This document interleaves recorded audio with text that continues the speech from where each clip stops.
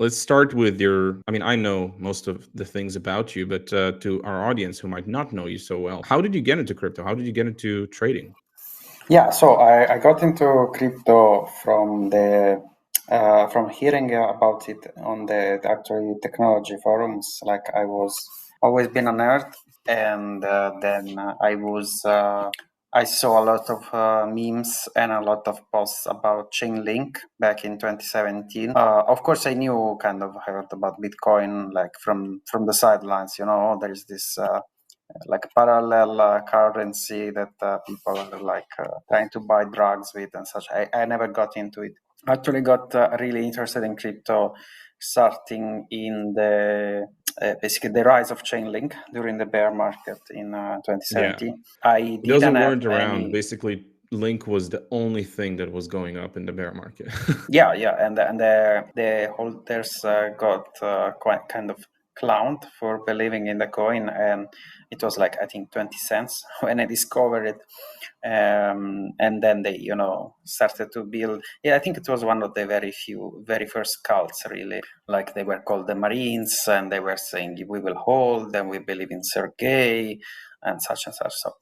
It was very fun to witness from the outside, and then I was like, oh, okay, this Bitcoin have been around for a few years, it didn't die. It seems that even new coins getting attraction, so maybe I should be interested in this. I was working at the time, but I didn't have pretty much any savings, so I was just like a watcher, just watching it more or less like a sport, following up and down. And the first time I actually really started playing with some money was pretty much when COVID hit. And then in 2021, I started really like being serious about it. Like I really deposited some, my first I think 5K was in euro from my savings. And I was like, the funny thing is I had a very modest goal. I like photography. I've liked photography ever since much earlier than crypto. And I had this itch that I wanted to buy a Leica camera, which they go like $5,000, $6,000 depending on the models. Then you need to buy the lenses. And I was very, very cheap, and I was like, I cannot spend all my savings on a camera. So I was like, okay, I will be in crypto. I will put this 5K in crypto, make like a 2-3x, and like double or triple this money, and then take them out and buy a great camera and be happy. I didn't know I was about to ruin my life forever. Yeah, that's great. And I remember you started somewhere around that time especially during the DeFi mania. That's pretty much where we got to know each other. Yeah, I really like where I grew and where I really made my bones in crypto was actually the Binance shitcoins, the BNB chain. When I had enough funds there, I eventually bridged to Ethereum mainnet and started playing there. I mean, 2020, 21, Ethereum was the place to be, no question. Yeah, but was also not it's back at the time layer where transaction would cost you like $50. Oh yeah, man! I was sometimes to be early, you needed to put gas to over 100, and at the time was like, under $50 or whatever, and just to maybe mint some NFT or whatever. And I mean, it was worth it at the time because you would make it back. But thinking now, for example, I mean, it's almost sad to see it when nowadays I make a transaction on Ethereum, I see gas like it's 7K or whatever, and I like, oh, okay, I can do a swap for $4. Great, is this mainnet? Sometimes I double check, like I am an Ethereum or what. Yeah, it's pretty crazy how low the fees got now. It seems like the devs actually do something, but then they just keep dumping on us. So it's a net negative. But all right, so you started actually really seriously trading in 2021. How long did it take you for you to feel like you're starting to get the hang of things, starting to profit regularly? And was there like a pivotal moment that made you realize that, okay, I can do this for a living? Yeah, so the answer to that is not so easy because in 2021 I was not like trading. Like I was not trading any chart and such. I was what now you would call a meme coin trader. I was it was all DeFi, but I was trading DeFi coins just like I would trade now memes. So I would just buy whatever was very popular on Twitter or in my Telegram groups of friends, and new protocols were popping up every week, new primitives. It was really flourishing, so you could really have an excuse, to believe in the tech and make money at the same time, like lending markets or the first swap AMM on a new chain. So I was not even looking at charts. I was like, okay, this thing is 4 million market cap. I will buy it, and then it will go to 8 or 12, and I would sell it and buy the next thing, and so on. So I never really kind of learned how to trade until the bear market of 2022.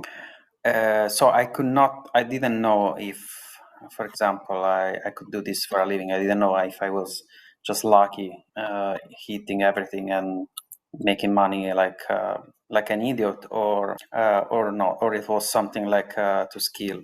The wise thing was that I cashed out some good amount before gambling the rest away. So someone basically was like mentoring me and say, you made very good profit, take some out, you will not regret it, because this thing will not go up forever.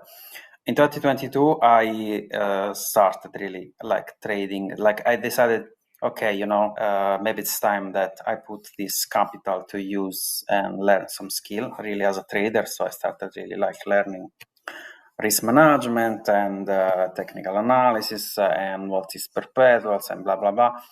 I did well for a while, then I did worse for a while. It was not very constant. So I should say the last 12 months for me, it's when it really clicked as a trader. I mean, I still have a double soul. I still have a soul on the trenches and a soul on the perp market.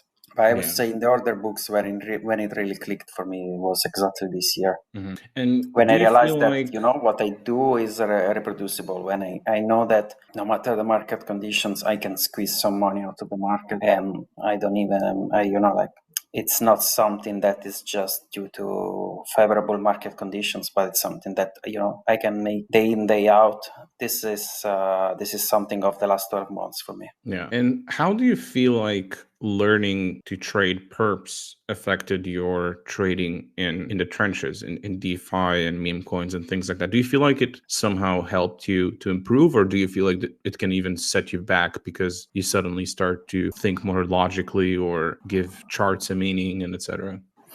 So I would say that they both influence each other. I think that being a better trader now made me maybe a worse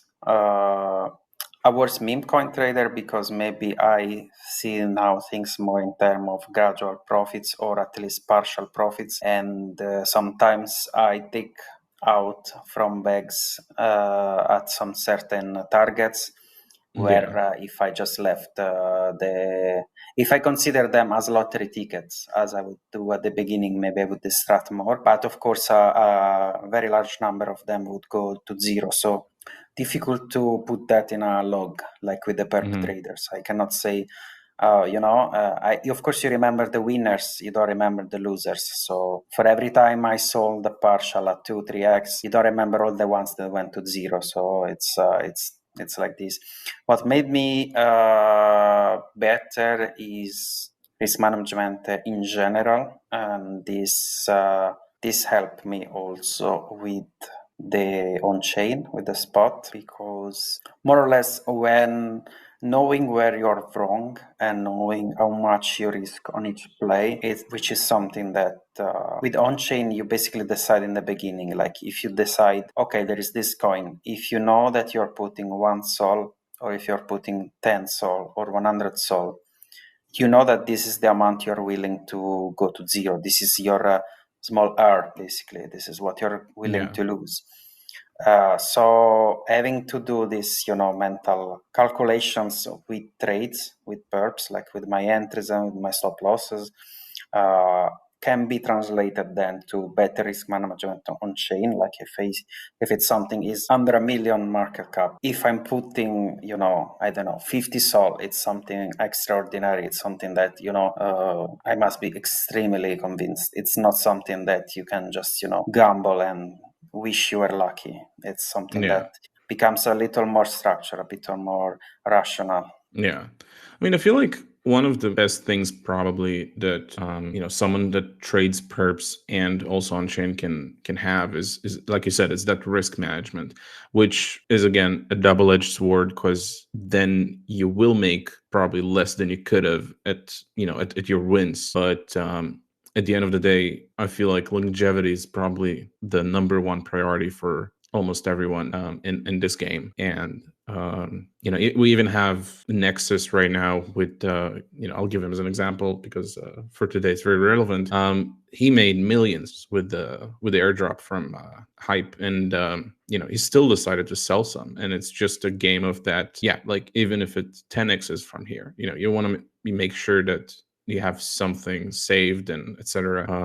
And I feel like without trading perps, it will take much longer to learn what risk management is, because the environment is just that, right? Like if you tell people you're taking profits on some perps, it makes sense.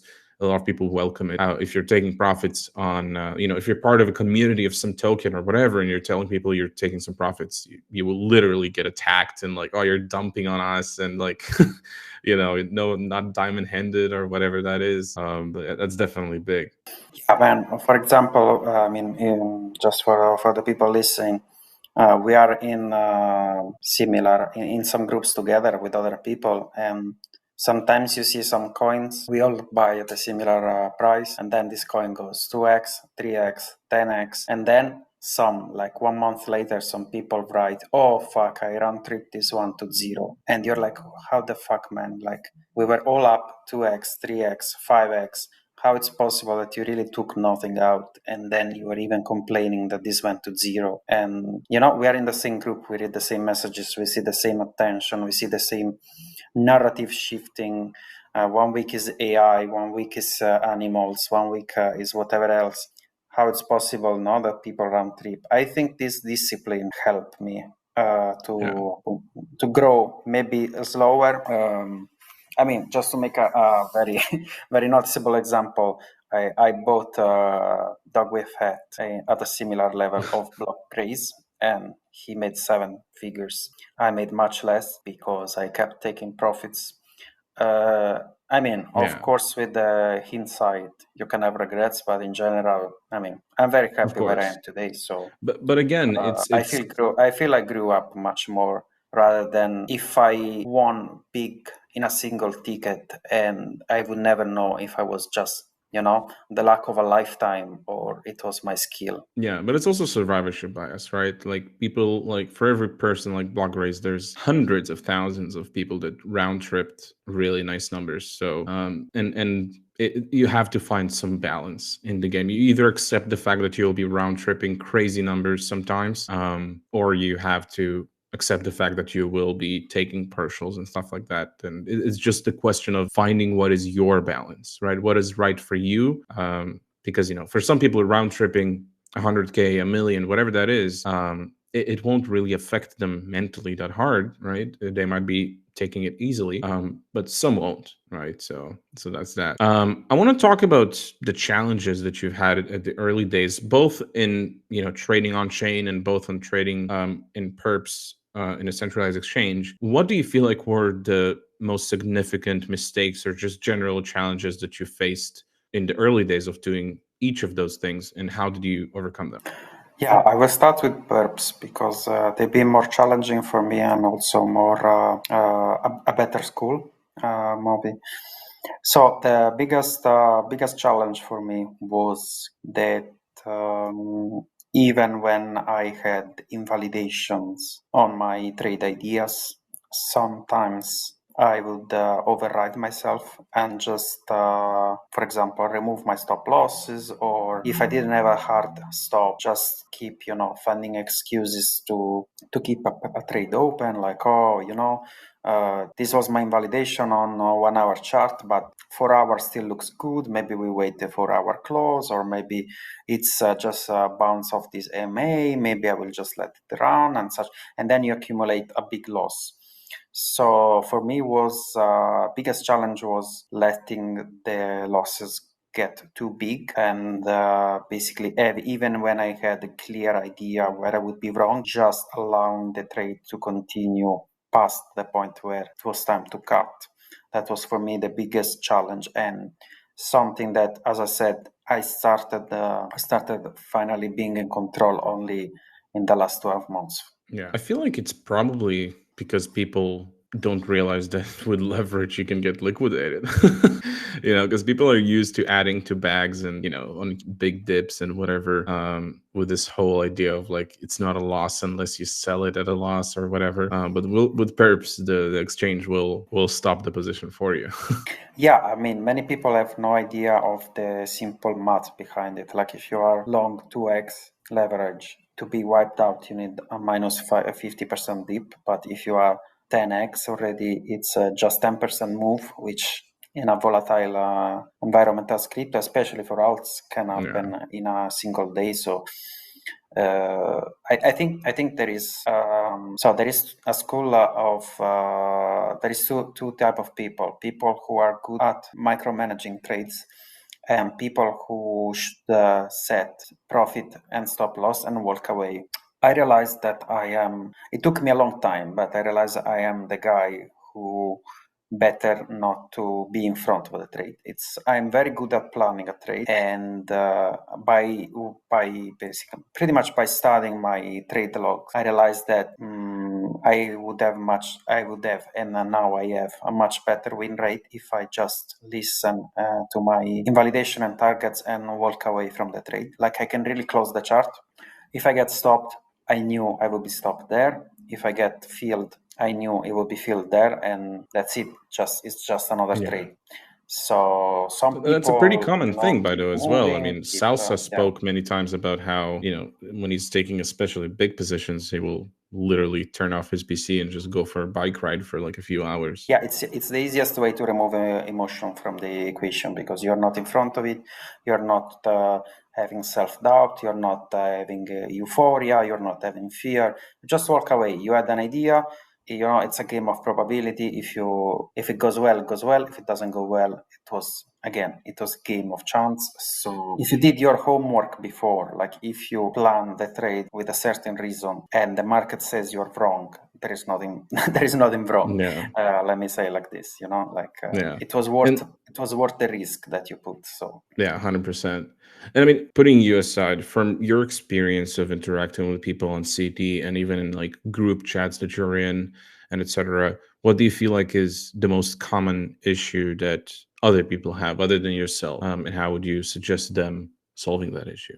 Yeah, so the biggest issue I see is that people, the famous thing that people say, trade their PNL. Like, for example, you see a chart or you see a coin and you say, if it goes there, I make 5K, I make 10K. And no, it's not, it doesn't work like this. Like if you see that on the chart, you have a trade that can go 8%, for example, higher. I mean, this is your trade. You cannot just say, I will put my target at 12% because then I make a nice fat round number of profit, So some people don't take the trades that market offer them, but the trades they hope to make money on.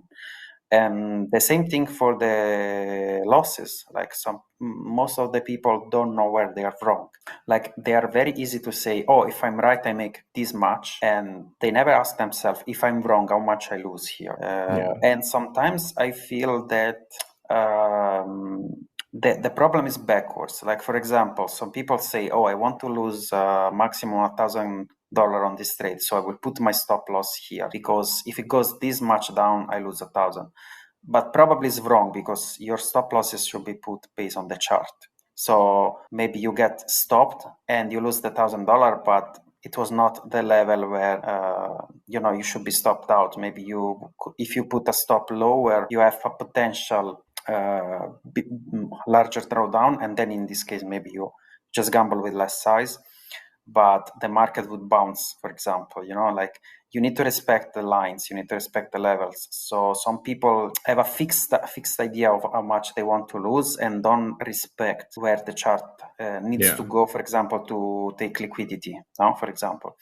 And the same way on the upside, of course, because they say, oh, I will put my target here, so I don't know, double my account or whatever number they want. And they don't see that, no, you need to stop, for example, 70%, 80% of the way you want to be. And that's the money that the market is ready to give you. This is where the next liquidity point will be. So you just need to take what is given to you. Yeah, 100%. I think it's a pretty common issue where people try to trade their P&L, but then they mess up the sizing and their max drawdown that they psychologically think they're willing to accept or mentally are able to accept is not where it logically makes sense to take some profit or to take a stop loss or whatever. Exactly. I think one of the most common ways where that occurs, in my opinion, is stops at break even, right? Because then you're literally trading your P&L, and it's like what I remember Tom Dante was talking about it in one of his videos, which I highly recommend, called "Stop Whining, Start Improving." Yeah, 100%. Yeah, one of the best videos on YouTube, in my opinion, in terms of like getting better trading. So he was talking about how people buy support, right? And they're targeting resistance, but then just because they're not willing to lose money, they put their break even at their entry. But then what happens is, if that entry is getting hit again, you're selling at support, right? Which is it's related to this whole notion of like thinking in dollars or portfolio value and things like that, rather than like just thinking logically, looking at the lines, looking at the charts, TA, whatever that is that you're using. So 100%. How do you feel like your trading strategies have evolved over time? I want to specifically talk about your trading on chain with meme coins and like just being in the trenches, DeFi projects, whatever that might be, because that's something that you've done for many years now. Did anything really change in your methodologies or tools or things like that, or is it pretty much the same? So the more I am in this space, the more I simplify, both on chain and on perps. So on chain, for example, right now the environment now is so much multiplied. There is so many chains, so many narratives, everything at the same time, that you cannot be everywhere. So you need to specialize. You need to select a niche, or at least have some friends that all look at the same thing or look in the other spaces for you. Because the thing that is most limited after, except capital, of course, is your time and your attention. And this is a very mind training game. Like, if you do it really for many hours a day, it really depletes your mental energy. So you need to choose where you deploy your mental capital. For me, for example, this year, I decided to focus for on-chain, exclusively on Solana. I know that some people did very well on Base. I know that some people did very well on new chain of the week, for example, or even on like Sui, or even like, for example, new launches on Hyperliquid. I know that some people had some nice fun also on Arbitrum, even with some DeFi coins. I mean, you cannot be everywhere and you cannot do everything at the same time, because especially after you start buying something, then maybe you need to watch and see how it goes. So, or you are the type of people who, spray and pray, like you put one sol in every coin and then just walk away and see what's alive in 1 month. But I mean, I know from experience that doesn't work for me. So the way I did it is I decided to focus. I focus on Solana, and mostly on coins that this year were graduating from pumped off fund. So it's a matter of simplifying, putting yourself in the best condition to see when there is a coin that can run. and just be in the right place at the same time. Because otherwise, if you have, a bit of funds there, a bit of fun there, and then you need to bridge, and then a friend tell you, oh, there is this other play on this other chain, and you get distracted, you get slow. I mean, you cannot do like this. So I have my money on Solana for the year, for on-chain, and I was gambling there. And I mean, did decently, so I cannot complain. I know some people did fantastically. I know some people can be everywhere. As a joke, I know that some people are much younger than me, and maybe they have much better energy to play this game with multiple monitors and multiple chains. It's not for me. I am very happy to simplify. I totally agree. On purpose. Yeah, on purpose the same. Like I was never a big fan of using a lot of indicators, especially because I think they are a lot of people don't know what they mean and what they what they indicate, the indicators. So if you use them as signal without knowing what they are, it's the same shit as reading some call on Twitter saying buy this coin or sell this coin. It's the same thing. You're not using your brain. You are just following some indicator that you don't understand and tell you, oh, I don't know. I mean, I see Motif in the list in the audience. Is very good. He's a very good trader, and he knows his indicators in and out. Exactly. I know Pierre, he likes his EMAs, he knows them in and out. For me, the more I am in the game, the more I simplify. I am, I think, 95% just candlesticks, just price action, simple levels.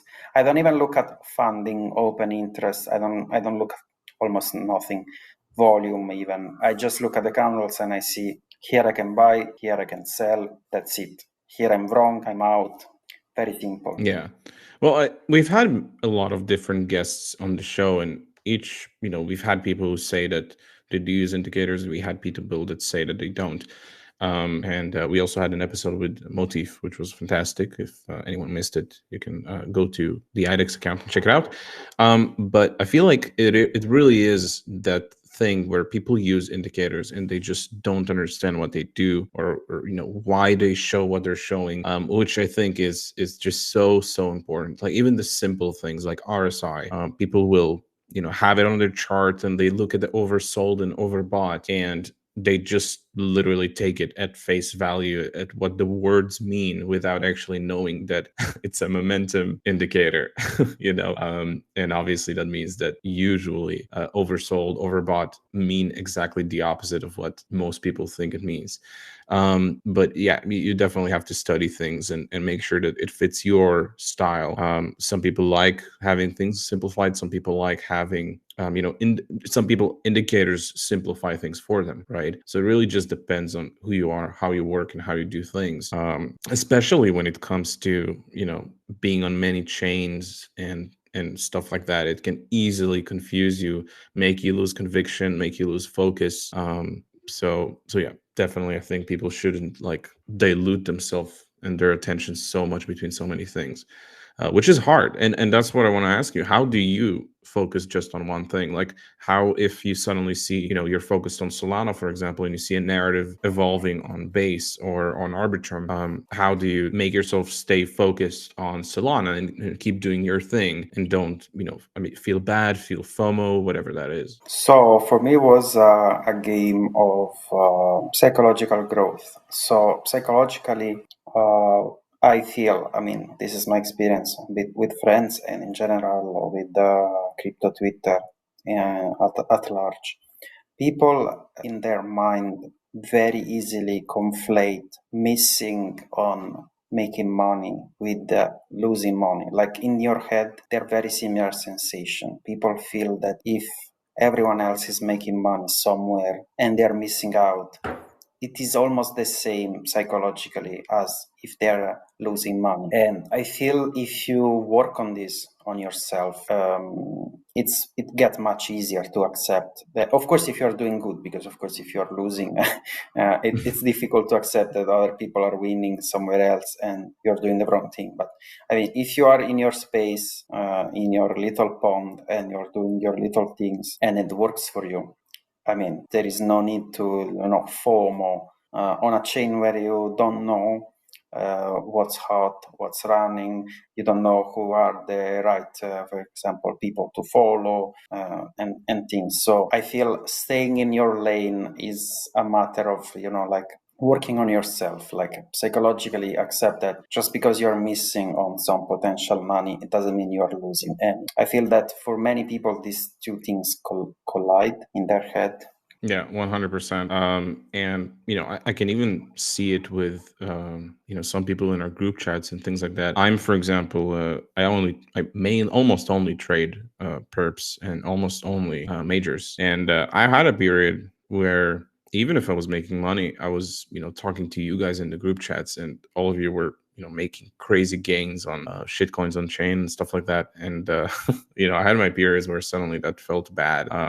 But you definitely have to take it to a good place where either you ask yourself how you can participate in it if it means that you will it won't hurt whatever else you're doing. But I feel like if you have something that works and makes you money consistently day in day out, it's probably best to squeeze the horse. At least that's what I'm thinking. But yeah. And how did you manage to combine trading perps as actively as you do and trading on chain? Like, do you feel like some days you focus on that, some days you focus on that?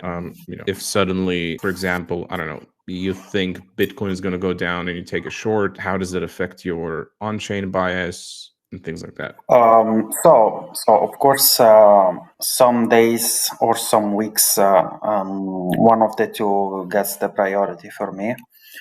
So one big change actually came from you.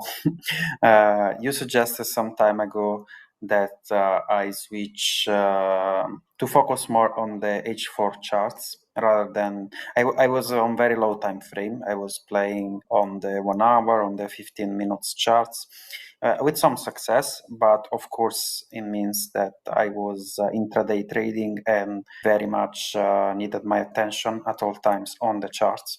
In this case, of course, it's very difficult to follow other launches on chain or even to be in different group chats and see what's going on.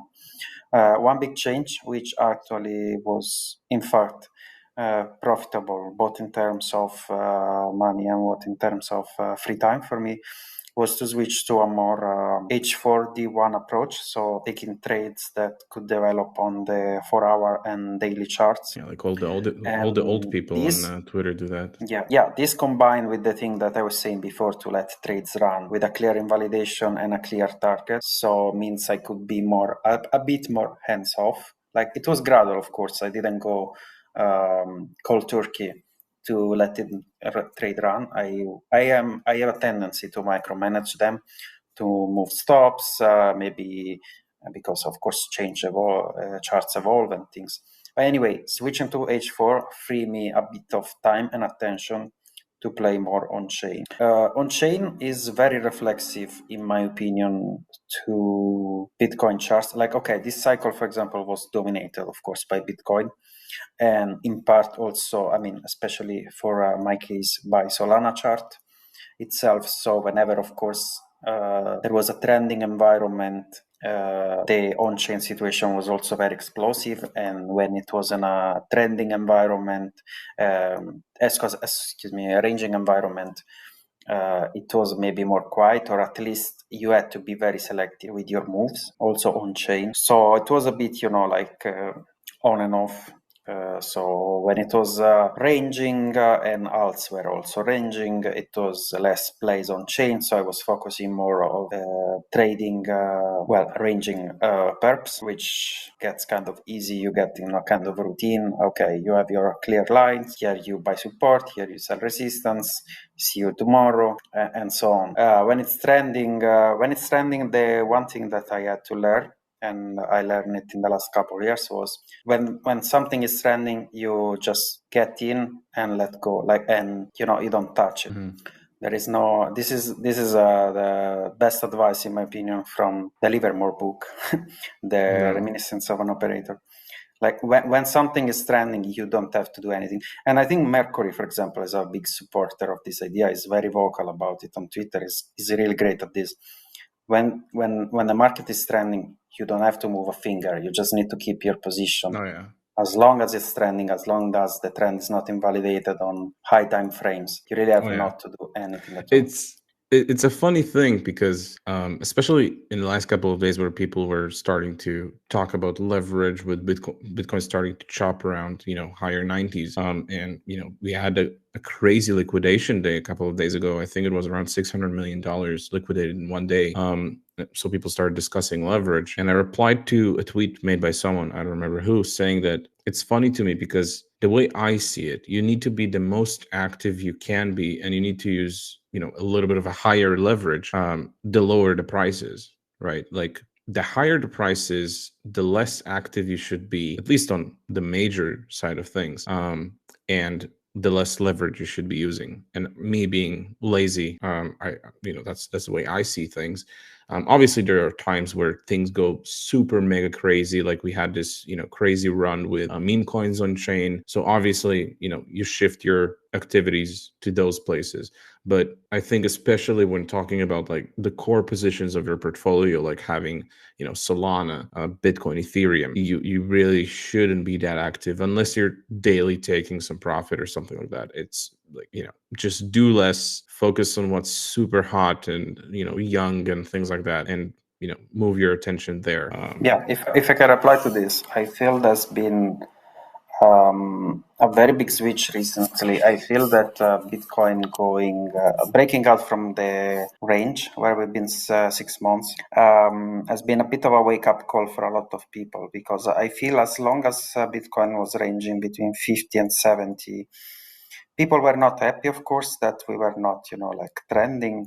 But I feel that in the back of their mind, they were feeling, oh, there is still a lot of time. Like this cycle, we're still early. There is still a lot of time. Bitcoin is still below previous all-time high. So they felt they could still make a lot of money. And I feel once we broke out of 70 and we very, very sharply and very quickly, in my opinion, reached the 90s, 100K is a very big psychological number. And I feel for many people, it's been a wake-up call, like, okay, shit, we are already at 100K in the cycle. Where am I? Where is my portfolio? Did I make enough? Am I in time to make it this cycle? So I feel a lot of people felt that they missed out. And I mean, I am sure they are, because again, unless you are in Bitcoin, Solana, or a couple other coins, very selectively, you didn't make much money this cycle. So I feel a lot of people started feeling late, started feeling underexposed. And as every time they started seeking too much exposure just now. So they doubled down, they use leverage. I mean, it makes no sense. I wrote a tweet last week. I said, imagine if we range from 90 to 99K until January and people lose everything when Bitcoin is really in the fucking 90s. Can you believe this scenario? And, it's happening. I mean, like this big liquidation, you cannot explain them if you don't accept that people are adding leverage just now when they were why they were not doing it when we break out at 70, because right now I feel people are really afraid that the show is almost over, that the DJ is putting the last tracks, and then I missed it, so I have to leverage up to make up on everything that I missed. And I got a lot of hate yesterday when I said, if you cannot make it with 2x from here, your cycle is the next one. And people were like, no, you're deluded, you're mad. We have 10x, we have 20x. I mean, I hope so, because it means I make much, much more. But I mean, if you feel anger at such a message, in my opinion, you're not angry at me, you're angry at yourself. Yeah, 100%. And talking about this psychological aspect of things, how do you manage the psychological side of trading? Like dealing with stress, just maintaining discipline, especially in volatile environments like what we have right now with shitcoins doing, 10x's, 100x's, missing out on 100x's, selling early, whatever that is. How do you handle those periods, good ones and bad ones? So still a learning process for me. I cannot say still I am perfect. One thing that and I recommend everyone to do the same. One thing is that I've always been decent at cashing out to fiat. Like whenever I make some good profits, I make sure to take a part out of the system, and I feel when however good you are, there is a little bit of gambling addiction in each one of us, even in the most successful ones. And I feel if you leave all the chips on the table, you are more likely to gamble them away again. Of course, you can make more profits, but you can also lose them. So over the years, I've been quite consistent in taking money out of the game, and this helped me to be quite relaxed that, whatever I have in crypto, even if it doesn't grow too fast, even if it goes down sometime, even if I have a losing streak, I know that I have this comfort of hard cash home that that the market cannot take away from me. I think this helps a lot. I think people who have, in America, student debts or, if you have a mortgage or whatever, the more you can ease your situation out of the market, the better you will perform in the market. Some people say, but if I take 50% out now, then I cannot multiply it. And sometimes I tell people, the half you live in, you will multiply it better because you will perform better, because you will be more relaxed, because you will be more focused, because you will not be on the edge that you have nothing outside. So sometimes people cash out and start trading better. Why? Because they are more comfortable, because they feel the confidence that nothing can be, that they cannot go and sleep under a bridge. I think, I remember yelling at you sometimes to cash out and like pushing you to start doing it because, we all had to do this to one another, especially when we were all getting euphoric, etc. And even recently, about a year and a half ago, a guy DM'd me saying that, hey, Delta, listen, I need your advice. I made I think it was like 80K of profit in the last couple of months. I started with 1K, I made 80K, whatever that is.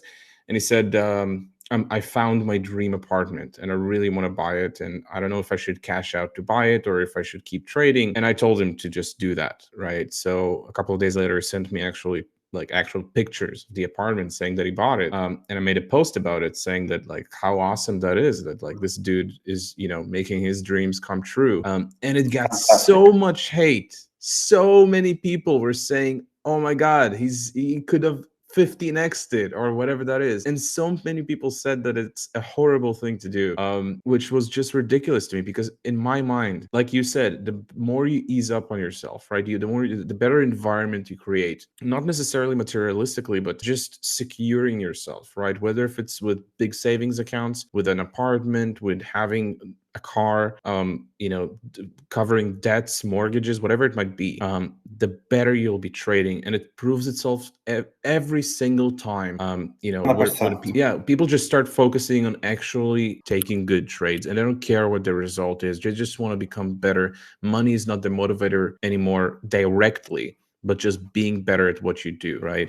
So I feel like it's such a massive thing. And so many people in crypto, even people who made millions sometimes, have never cashed out. And I feel like the moment you do this first cashing out and the money hits the bank and you actually see it in your bank, and you cash some of it out from the ATM and you actually have physical money in your hands, it just makes you realize and appreciate how amazing of an opportunity this is to, make a living off of this. And I feel like this is an experience that every trader should do because it just takes you to the next level. You start actually understanding, holy shit, this is real. This is just not just numbers, on my screen. This is actual money.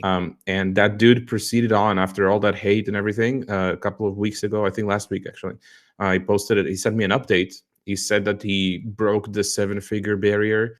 He sold the apartment he bought last time, bought a second one in like a penthouse for like $250,000 or something. No, it was like 400K or something. Nice. Which again, he said it himself as well, that having his space, having an office, having everything proper, and not just doing it from his mom's basement, just helped him go to the next level. So 100%, I think cashing out or just creating this comfort zone for yourself is huge.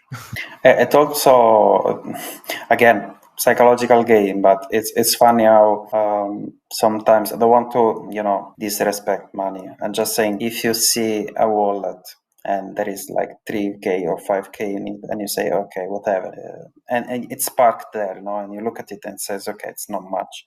And when it's in the bank, or when you're buying something, or when you're booking a good vacation, and you see how much, like 5k in real life is a different amount. Like when you see, I don't know, now you see like 20 Solana, you don't think much of it, But when you have 5k, and when you see that, with 3k you sleep 2 weeks in a very nice hotel, and it hits different. So I feel especially people who started very young, who never had a job, who never had savings, I don't know, they are 16, 18, 20, and they have 100k, 200k on Phantom wallet, and they have like $100 in their bank account. I feel this realization they still didn't experience. This idea that you can, I don't know, rent a BMV for a week and not care. This type of experiences, it feels much better, in my opinion, in real life than hitting another nice coin and maybe double this Solana. Sometimes it's nice to enjoy the result of your efforts. Yeah, 100%. And it comes down to the simple things, like it's like if you lose a 100 euro bill from your pocket. If I lose a 100 euro bill, I'll be so pissed off. But if I lose 1k on some shitcoin, it's like it's a part of the job. It's a part of the game. Yeah, man. Yeah, 100%. I feel like again, it's this cashing out experience. I feel like it's just cash out and deposit it back in. Just do it just for the sake of understanding this is real money. It's like a proof of concept type thing. You know what I mean? So yeah, it's just insane. So I want to talk a little bit more about just trading shitcoins and everything that is going in the last couple of months and still is in the trenches. I know that a lot of traders focus on perps because it's much easier to access, I feel like, for most people. And leverage is something that people see and they're very hyped about. Like we said earlier, it makes you feel like, oh, I can make everything, and my average then will be as if I bought Bitcoin at 16k or whatever that is. Now, obviously, altcoins are leveraged on their own, but again, do you feel like trading on chain and just having this on-chain experience is something that you would suggest to all traders try to experience, or do you feel like it's not for everyone? So the funny thing is that I would suggest to 99% of people never to touch any perps. So I really believe that you need to be wired a certain way to trade perpetuals. And I feel that 99% of people would be better off playing spot.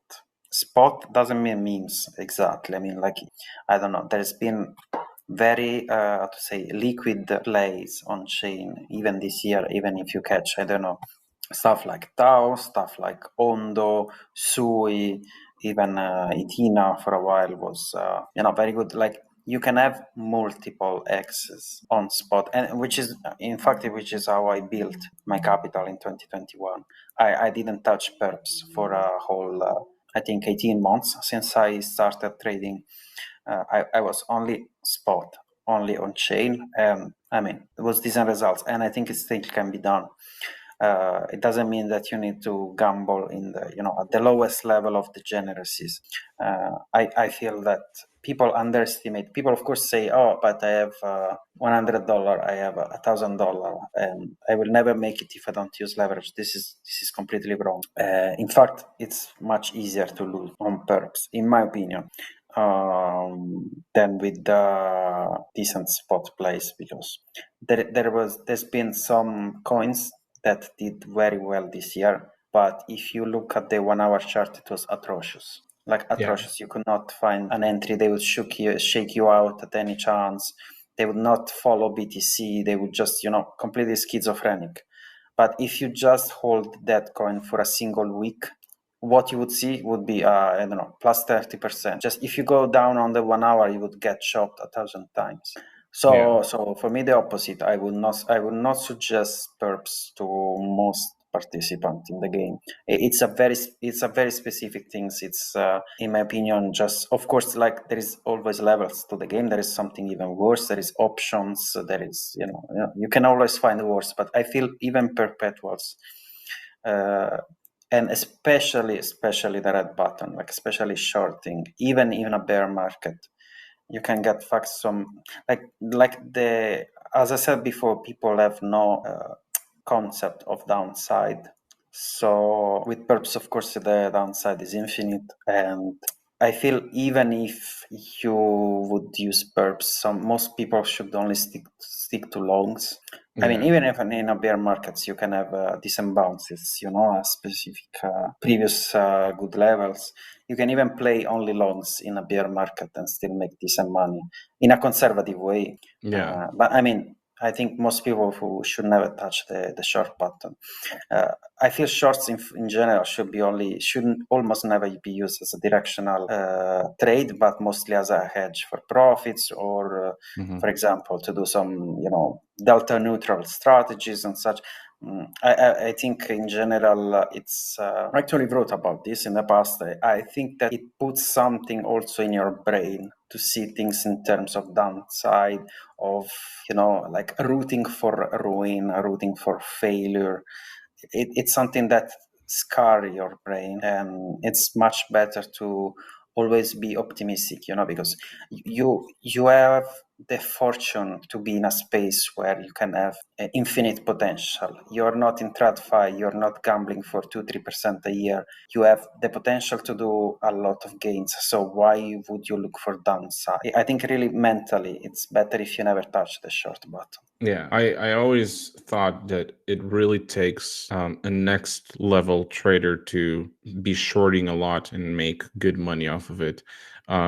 There's a trader that I follow, Cast Short, who made most of his money just from shorting, and that's just it's great. I follow. An insane account. But I feel like it's not for I barely short even, because, and if I do, I'll hedge my position in one way or another, because again, it's crypto. Anyone who's been here for a long enough time knows that crazy upside candles can happen very quickly, and again, like you said, with shorts, the downside is unlimited. So it's super dangerous. I personally don't really short trying to make money. If anything, I hedge. But again, talking about leverage overall, I feel like a lot of people just literally forget that if you can't make money trading spot, you're not going to make money trading perps, right? You're using leverage, you're increasing your results, right? So if you lose money trading spot and you're then trying to trade perps with 10x leverage, you're just lose 10 times more money, right? So there's a lot of different aspects to the thing, obviously, and it's not really as simple as this, but that's the essential thing I tell everyone. Like, if you never manage to be profitable trading spot, and not just buying and holding, but actually trading, then you have no business just jumping into trading perps. It is just super, super dangerous for most people. And unless you're able to, by cashing out some money and having this soft cushion that you can always fall onto, and you're willing to risk losing everything, like I have a couple of times, in the process of learning how to be a good perps trader and trading with leverage overall, you really shouldn't get close to that. So that's a really good point. Yeah, I agree. All right, so we're getting to the last two questions. So before we go to those, I want to remind everyone, at the bottom right corner, you have a chat box icon. You can click on it at any moment, and you can ask Hart or myself any questions. We'll get to those in literally a couple of minutes. Well, Hart, this is actually something that so many people have been replying in the last couple of weeks to any announcement or promotion we've had for the for the episode. Not trading related, but the audience wants a recipe. You're one of the accounts that constantly posts food, which I like. But before we get the recipe of your favorite food or something, what's your favorite food? So if I had to choose something to eat, one last food to eat for the rest of my life would be for sure pizza. Very simple guy, but I mean, for me, pizza is unbeatable. I'm a very what kind of pizza?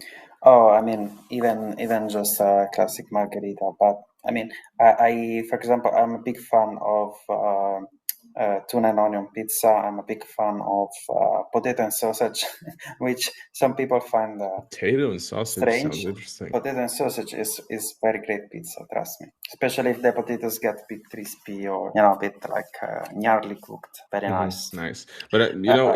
it is true. I think a good margarita will take anything, but a real good margarita. Or like I think how is the one with anchovies called? Like super I think Napoli, Napolitana, probably. maybe. Yeah, Napoli. Yeah, Napoli. I think that's top up there. Yeah, not big fan of anchovies, so we cannot date, but yeah, we cannot share a pizza. No worries. So I think last time you've been on the episode, the one that we didn't record, you gave a recipe of carbonara, right? Yeah. Yeah. What is the recipe that you would give now if someone wants one? Because that's what the people were asking for. Well, no, I actually I would like to talk about the carbonara itself because first of all, the other episode wasn't recorded, and then some people feel I don't know. I feel that outside of Italy, people have this idea that you just whisk the eggs and throw them and they somehow kind of cook. The thing about carbonara, making good carbonara, is that you grate a lot of cheese and you put it in the beaten eggs. So you can, and then you whisk, and then it kind of makes this more dense kind of sauce, and the cheese itself helps some. I don't know what kind of magic. I mean, my wife could explain it much better than me, but basically, you fried your bacon and you remove it. Then you toss the pasta in the oil of the bacon, in the grease. So the pasta get grease, and this makes the eggs mixture kind of slide across this, like the pasta doesn't get sticky and gluey because it's oiled pretty much. So then you do this mix with the eggs, the pepper and the cheese, a lot of cheese, much more cheese than people imagine, and especially it's better if you use more yolks than just whole eggs, because the whites are almost unnecessary. You can even do a great carbonara with just yolks. And that's the magic. The magic happens in the pan at the end when you mix, and it doesn't cook, it doesn't become an omelette, it doesn't stay liquid and runny and disgusting like like raw egg. It's just the right balance. Takes, in my opinion, making a great carbonara is a little of an art. Damn, that sounds so good. I hope to our listeners, you should be writing this down. Actually, we'll add this manual. Make sure to add it into the episode notes. Just the full episode. Yeah, that's fantastic. I love carbonara. That's definitely my favorite type of pasta when it's done right. I love it. Well, we've come to the last question. Well, Hart, what do you think making it is, and do you feel like you've made it? Okay, so that's a great question, and what is making it for me? The answer is still the same. In my opinion, is not any dollar amount. In my opinion, making it is when you wake up and you feel that you are the master of your day. When you feel that, if you want to work, you work. If you want to do nothing, you do nothing. If you want to run errands, you run errands. If you want to sit 10 hours at charts, you do sit 10 hours charts. If you want to be on the beach with your partner, you are on the beach with your partner. That's making it for me. Being the master of your time, not having to answer to anyone for your time and for your So being in control of your day. This is for me making it. Yeah. And I feel some.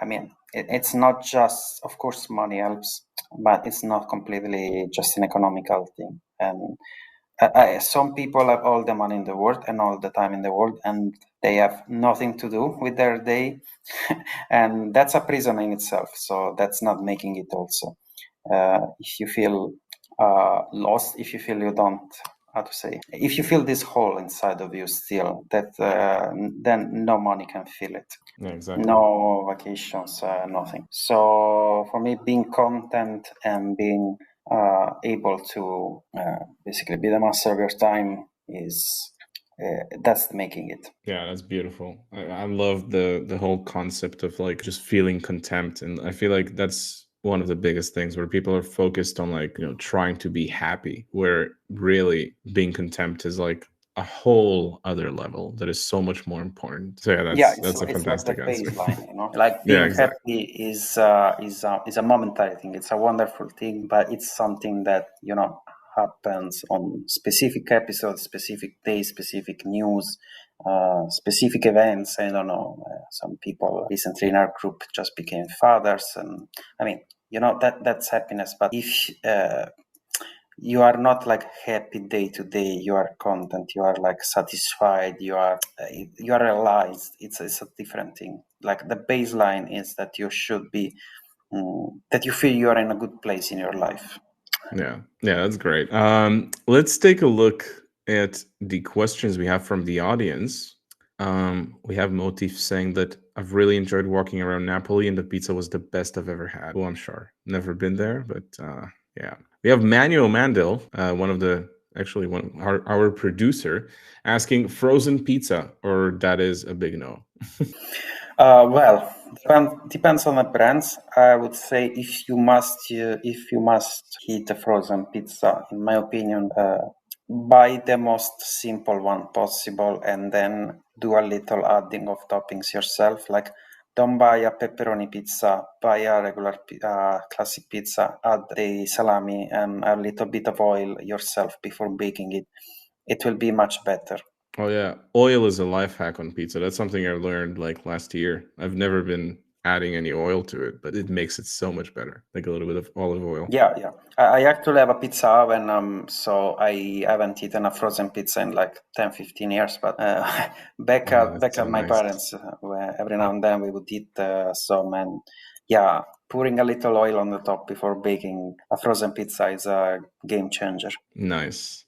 Nami is asking any book suggestions. In the last years, I've been enjoying the Strike series, Cormoran Strike series. It's written by Rowling. It's detective stories, but she goes under a pseudonym, Robert Galbraith. I enjoyed a lot the Dune books, much more than the movies. And I've been enjoying recently also the Red Rising called. It's a saga. It's a sci-fi saga. It's very cool. It's set in a distant future where humans colonize the whole solar system, and there is some factions. Humanity is divided in different augmented genetics races. It's very cool, very cool. I suggest it. All right, nice. We have Meredith Frost asking pineapple and pizza. Is it a crime? This is funny because I cannot say I'm very much against. Like maybe I could be against some principle, but I didn't have much experience with it. First of all, my wife, she's not Italian. She swears that she will make me try a white pizza, which is basically ham and pineapple, and she swears it's very good. I should say I tried pizza with grapes on top, and the results were very cool. So I'm not against in principle anymore. I am very open-minded about food. All right, there you have it. The professional has answered. I tried pineapple pizza. And I tried so many weird pizzas. I tried pizzas with like pickles and stuff like that. Honestly, they're all great. I feel like as long as the base is good, the topping really doesn't make that of a huge difference. But Yeah. There's so many taboos in yeah, Italian cuisine that when you go deep, when you ask why, nobody knows the answer. It's always like, oh, because we always done like this, because nobody never done it, because grandma said no. So there is a lot of taboos that when you search for the answer, there is no answer. It's only because people keep basically just doing the same thing over and over, like the monkeys, and they never question themselves. So when something from outside, especially yeah. the French love to put onions in some Italian recipes pasta where it doesn't go, and there's constant battles on Instagram, on TikTok, so between Italian and French, like, what are you doing to our plates? And so I mean, I'm quite open-minded. You know, there is a lot of things that just because it's always been done like this doesn't mean that you cannot break a few rules. and maybe have something tasty. Yeah, exactly. Well, that's pretty much it, Hart. Do you have anything else you want to add before we're done? No, not really. I think we're running long even, so Yeah. I'll be happy to close it here. Perfect. All right. Well, thank you so much for coming, mate. Always a pleasure to chat with you. Been a pleasure for me as well. To all of our listeners, if you don't follow Hart, make sure to go to his profile, check him out, give him a follow. I know that you also have a Telegram channel, right, where you share your market updates, trades, and stuff like that, right? Yeah, I will post the link again because I think Yeah, it's been so check out been a his while. profile if you want to hear more from him and see how his mind works. Check it out. And yeah, that's pretty much it, guys. Thank you so much for coming. Hart, thank you for coming. It's been a pleasure to chat Thank with you, you. guys. As always, notes will be available on Monday, posted on my account. Make sure to check out the IDEX account for updates for an episode next week. We will have the Alpha Round, which is a new type of show that we're making with a couple of guests. So make sure to give IDEX a follow and be in tune with that. And yeah, and that's pretty much it, guys. Make sure to check the IDEX account, give them a follow, check out the platform. We've been working really hard to try to build the best on-chain pair platform that we can. And yeah, that's pretty much it. We'll see you guys next week. Thank you for coming. Thank you all. And that's Bye. it. Bye bye.